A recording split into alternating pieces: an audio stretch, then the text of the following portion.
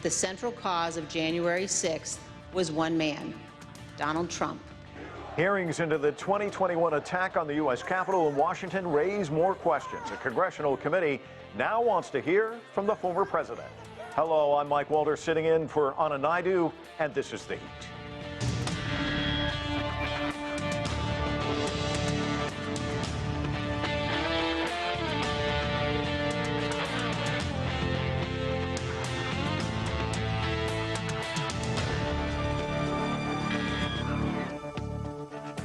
With critical midterm elections in the United States fast approaching, the political spotlight was back on Washington this week. The House committee investigating the January 6, 2021 assault on the Capitol by supporters of former President Donald Trump held what may be their very last meeting on Thursday.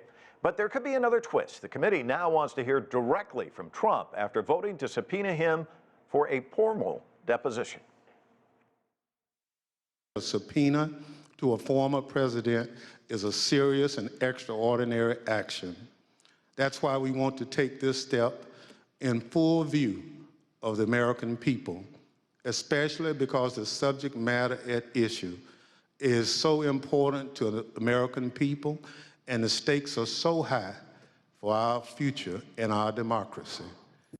There's lots to discuss, so let's get right to it. Joining us here in Washington, D.C. is Adolfo Franco. He is an attorney and Republican political strategist. From California, we're joined too by Spencer Critchley. He is a two-time former campaign advisor for Barack Obama. With us from Virginia is Craig Shirley. He's a U.S. presidential historian and Ronald Reagan biographer.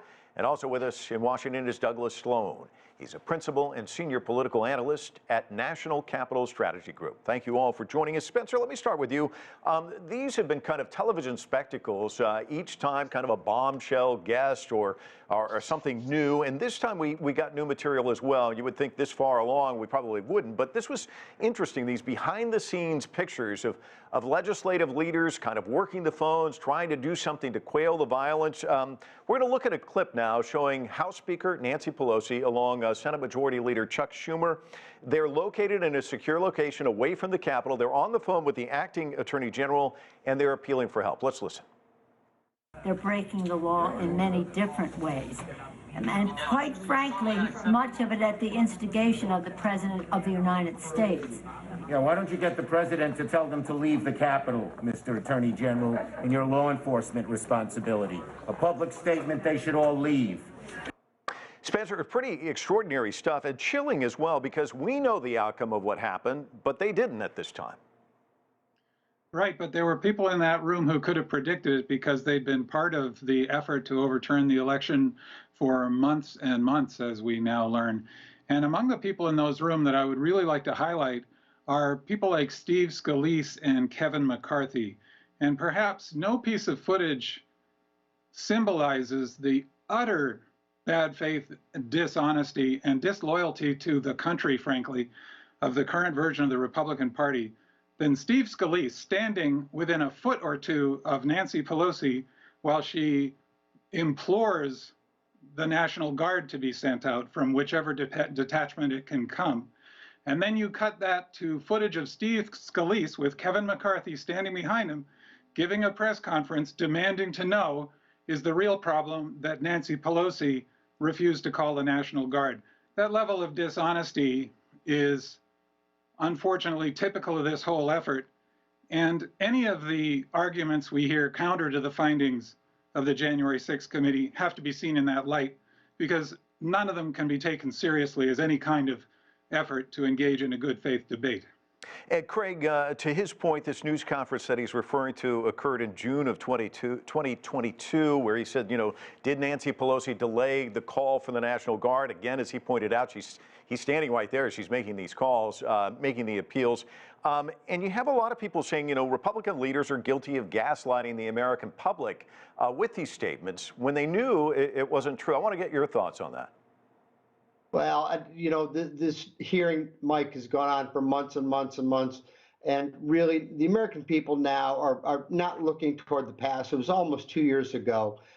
They're looking at it as they look at, as well as the Summer of Rage, when liberal and left-wing forces burned down 200 cities in America. The insurrection continues, Craig, on this very day. May I finish, please? Sure, Craig, go ahead. I'd ask you to try to stick to Let's be facts, polite here, please. Let's be polite here, please. Is that the American people are looking toward the present and the future. The future is of Biden's inflation, of Biden's grocery prices, of Biden's high interest, but Biden's high gasoline prices. That's why this November's election is going to be a total and utter rejection of all things Bidenism. It's going to be like an old town pestilence going through the town and destroying basically anything democratic or anything that doesn't have blood's lamb painted over their lintel. Everything on the agenda, the January 6th does not show up in any polling data whatsoever. The only thing that shows up are all things that are bad for the Democratic Party. It's gonna be a rout. I can't imagine. You'd have to go back to 1994. Not only do I have to object to the flagrant dishonesty of that line of trying to change the subject, but also to the alarmingly violent language evoking the attempted slaughter of the Jews under the Pharaoh. I hope that we're going to be able to do better than this. Okay. Are we going to be able to do better than this? I hope so. All right. Well, guy under control. Otherwise, I'm going to have to leave. Well, go ahead. Finish your thought, Craig. Go ahead. The blood on the door, evoking biblical plagues and Spencer, let's let Craig finish, and then I'm going to ask you to jump in just a second. Spencer, go ahead, Craig. Finish your thought. Well, first of all, I think the guest is off his meds. He sounds a little bit. Okay, let's be kind to one another. Let's just go back and forth. You said it yourself. Let's have a nice conversation. Let's be kind to one another, and let's not interrupt one another. These elections are swing back and forth. This time it's swinging toward the Republican Party, and it's going to be, unfortunately for the Democrats, it's going to be a total and utter rejection of Bidenism and all things that stand for Bidenism right now, and that's all bad things for the Democratic Party. All right, so Spencer, I think you made your point, Craig. You said it a couple of times now. I'll give you a little bit of time, and then we got to move on. Spencer, what were you going to say? So part of the dishonesty here, and frankly, the utter disloyalty to our constitutional democracy, is to try to pretend this is just another election. And one more time, I'm going to hang up. If you apologize right now, you apologize. You don't call me dishonest. You call me dishonest, I'm going to fly out there and punch your damn lights out. Okay, guys, calm down. You shut up. You shut up.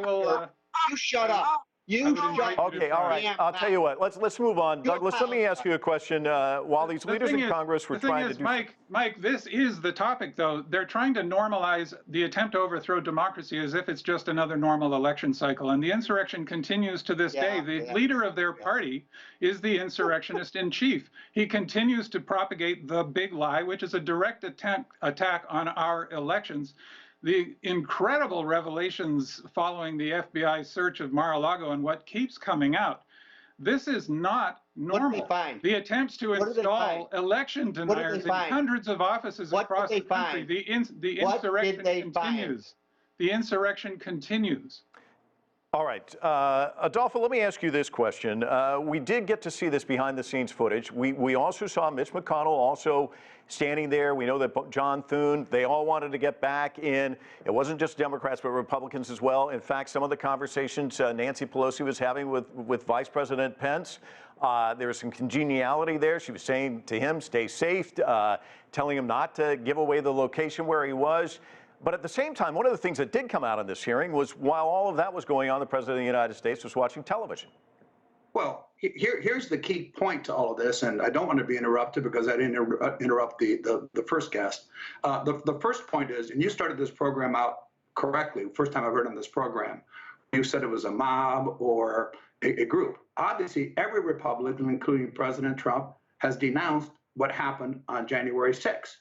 What we don't agree is that there was a mass conspiracy driven by President Trump. The clip you ran on this program of Liz Cheney, who I know personally very well, that everything centered on President Trump, she said the same statement before these hearings began.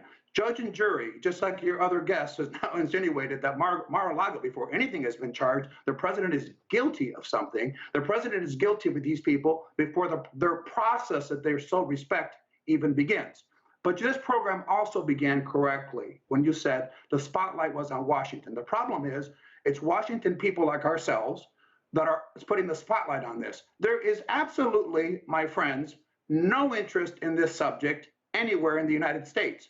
Fully 2% of all money that's being spent in this midterm election mentions January 6th, 2%.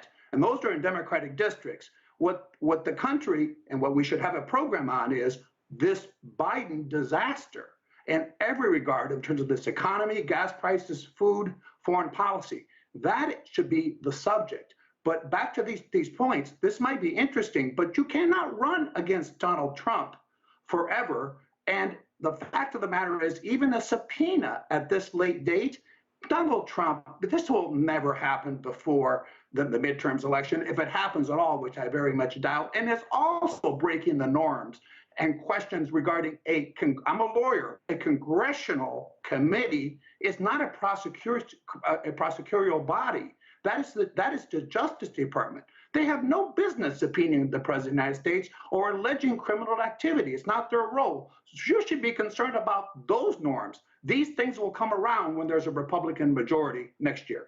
Douglas, are they breaking the norms following a president that many people accused of breaking the norms? Well, I could agree with Adolfo on that extent, and it's very interesting that he and I are the quiet ones in this group.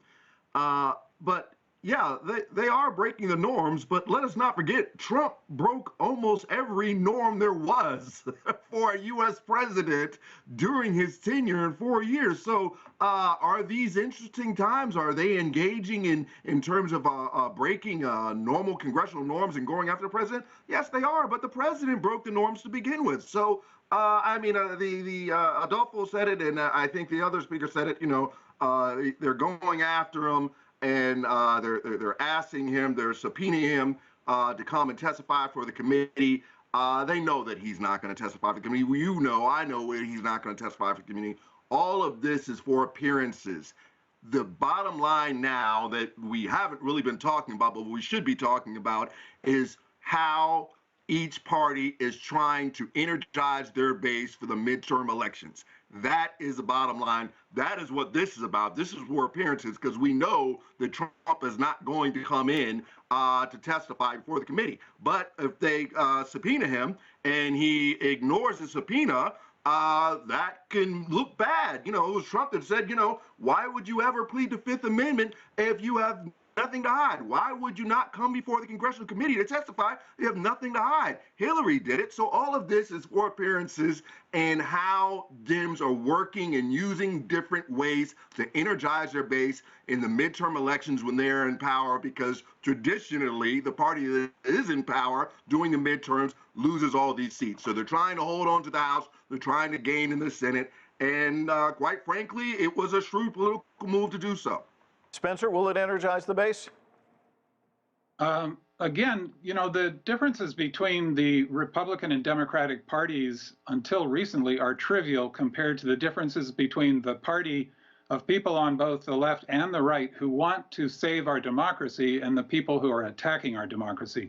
That's why there are many Republicans, including many of the most distinguished Republicans in recent history, who join me and other Democrats, as well as fellow genuine conservatives, not the current degraded version of ethnic nationalist Republicans who are not conservative at all, in calling for the rescue of our democracy before it's too late. I don't care if the Democratic Party or the Republican Party wins in terms of traditional definitions of those parties, as long as we still have a democracy. The trouble is we only have one of the two major parties, and I never thought I would say this, that is still pro-democracy.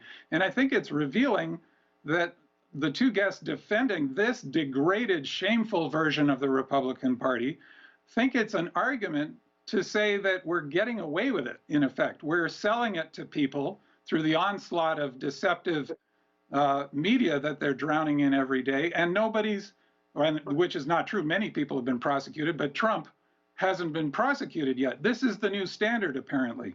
And as far as evidence goes, this just, as I say, exposes the utter lack of good faith here. These are not good faith arguments. Anybody who's been watching the January 6 hearings, including yesterday's, has seen on tape Donald Trump, Steve Bannon, Roger Stone, a litany of leading Republican and Trump administration figures laying it out for us verbatim from real-time recordings. So to dispute that is, in effect, to argue that the Earth is flat. Craig, it is interesting that Trump responded by submitting a lengthy 14-page restatement, of course, some of the false claims and conspiracy theories that he's espoused ever since the election was decided. He also spent a great deal of the day on Truth Social, and of course, that's getting a lot of media coverage. Of course, he's not saying whether he would testify, and as many of you pointed out, it seems more like a publicity stunt. No one really expects him to make it to Capitol Hill. But is that a distraction for the Republicans? Would they wish him kind of to get off the stage in a sense? Well, I think that's why Donald Trump is delaying it as much as possible, because the focus needs to be on Biden and the liberal Democrats and the failings of the liberal Democrats and the litany of problems against the failures of the liberal Democrats. So Donald Trump is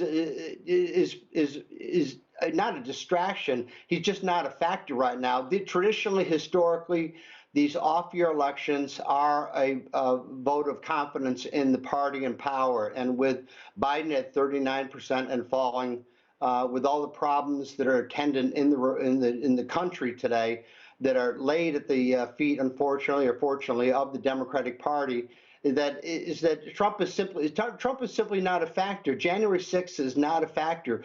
People don't vote on those ephemeral things. They vote on real things that are affecting their lives. And right now, their lives are being affected by high inflation on groceries and unemployment and high interest rates and everything else like that. They're not voting on January 6th. They're not voting on Donald Trump. If the economy was good, yes, they might turn and they might vote on those things. But because things are bad in the world and in the country, they're voting more on personal issues. Douglas, he says Trump is not a factor, and yet so many of the candidates on the Republican side are kind of handpicked by Trump in a sense. Many of them beholden to Trump, asking for his endorsements and that sort of thing. So isn't he sort of still a factor? I believe so. Trump is absolutely a factor. We've seen traditional Republicans run in many of the primaries and lose to the far right-wing Trump extremists of the party. And it still has yet to be determined if those Trump Republicans can win in a general election. Trump is absolutely a factor. Right now, he's still the head of the Republican Party. If Republicans run in the primary and they're not sufficiently, or if they don't essentially genuflect to Trump, they may get primaried. Of course, Trump is very important. Trump is an incredibly important figure in the Republican Party. What we need to determine is, can these right-wing Trump Republicans pivot in time, at least move to the middle a little bit, to be able to win in some of these general elections? And that's why the different sites like 538 and different strategists are saying that the Dems still have a very good chance of holding and increasing their seats, or rather our seats in the Senate, because you have so many extremists that are now running in what should be a more moderate stance to, get independents and maybe get some conservative Democrats on your side, and some of these red states that are simply not polling well and simply do not look like they're going to be able to pull it off. They are too far to the right. So in a sense, that is helping the Democratic Party in the general election midterms. Adolfo, let me ask you about that, because on the Republican side, there were so many people saying, look, it looks like it's going to be a red wave.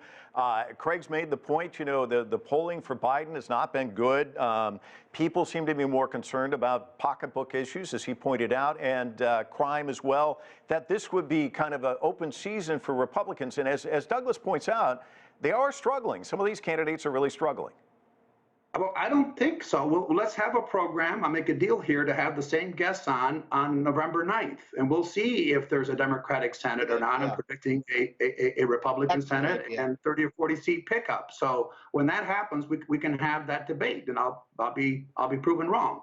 I don't see it in that direction at all. I know there's a lot of name calling here: right wing, extremists, gaslighting. Code for that is, when I disagree with somebody, I go to name calling. I'll remind my guests that the so-called moderate Republicans that were in these primaries were all begging for Donald Trump's endorsement. The anti-Trump faction of the Republican Party fits in a phone booth, and most of them have the Liz Cheney treatment, or they retire like Adam Ziegler. So Donald Trump has more approval among the Republican Party. Let's talk statistics. He has 89% approval among Republicans. Joe Biden doesn't have that nearly. He has 20 points less among Democrats. So the idea that Donald Trump and this extremist, we believe in Trump policies. You call it a threat to democracy. Do you call Stacey Abrams a threat to democracy? Didn't she say she was elected governor of Georgia? She's been saying that for 4 years. She's never conceded that election. Is she a threat? She was on President Biden's short list for vice president. I don't hear your concerns about that. Court packing, I think that's a threat to democracy if the Democrats take control. And of the filibuster, it's convenient when their points of view are not in the majority to attack these things as extremism. I think this is extremism. They think the Warren Court of the 1960s was mainstream. It was an extremely leftist court. It was a fact. But I never said it was anti-democratic. So I think I agree with my Republican colleague. This is just a nice conversation among us here, but it's irrelevant because Donald Trump is not president. The country is not under any threat other than if there's a super Democratic majority. And my last comment, and I want to hear Spencer comment to this. You think Cori Bush, Congressman Presley, Omar, AOC, are they mainstream? Are they a threat to democracy? Are people attacking the police a threat to democracy? I have news for this program. The majority of the American people think so. They are a threat. They don't believe in our system and our way of life. They're a threat to democracy, and they're in office, not Donald Trump. Okay, Spencer, he's saying I said this. Well, actually, I'm saying that the Democrats feel that Trump is still a threat. They say that this is the most consequential midterm election of our lifetime. These are statements that they've made. But they're also hoping to pivot and make this about abortion rights as well. Can you talk about the issues on the Democratic side? We've already talked about what the Republicans are positioning, how they're positioning against crime and on these pocketbook issues. What about the Democrats and the issues that they're trying to drive home?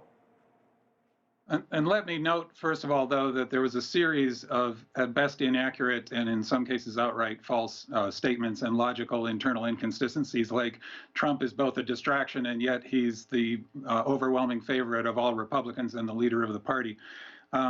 But rather than get lost in knocking each one of those down, I would invite people to just look at the footage from the January 6th Commission and try to use Google without trying to confirm your pre-existing biases. In terms of the issues, and also let me emphasize that to the extent we pretend that the issues are what is most important here and that this is a normal election is the extent to which we take our eye off the real ball, which is we are at risk of losing our democracy. We could lose it this fall. We're at great risk of losing it in 2024, depending on how this goes. And again, that has nothing to do with traditional Democrats versus Republicans. In terms of those issues, though, I think the reason that abortion is an important issue is that it exposes the just cruelty and disrespect for basic rights that has come to define this party, where in many cases, the cruelty seems to be the point. Now, people of good faith can, of course, disagree strongly about abortion, just like they can disagree about the best economic policies, foreign policies, immigration policies. In a normal, healthy democracy, we should be having strong disagreements about these things. But Trumpism doesn't represent any version of the right wing of democracy. Trumpism isn't on the axis of democracy at all. It's descended not from conservatism like the conservatism of Edmund Burke or William Buckley or Ronald Reagan. It's descended from 19th century ethnic nationalism, which in its most extreme form leads to fascism. That is what they're playing with now.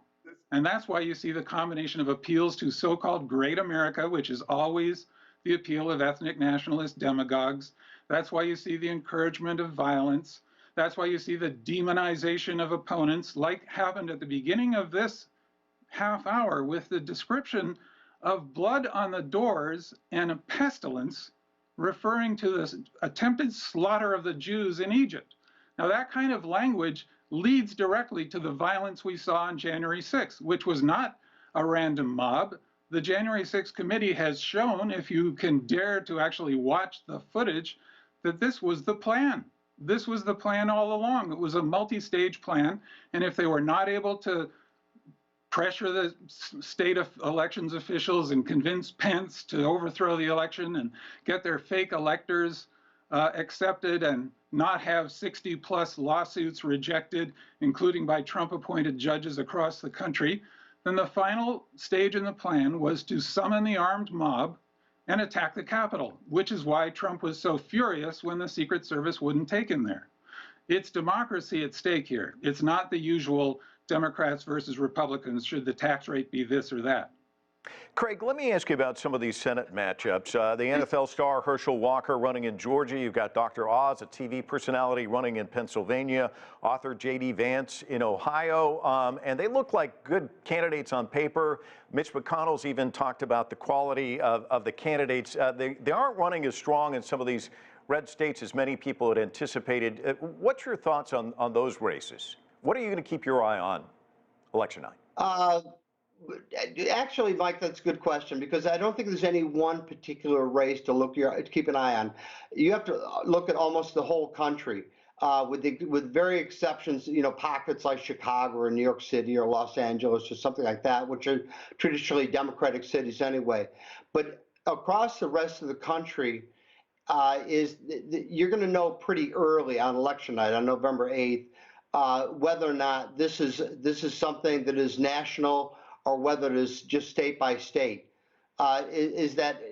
Republicans obviously are working, as are Democrats, to make it a national. Democrats want to be a national referendum to endorse Joe Biden and what he's done in the Democratic Congress, and Republicans want to be a national referendum rejecting Joe Biden and the Democrats and what they've done, and try to put forward. I must say the Republicans need to do a better job of putting together their own agenda.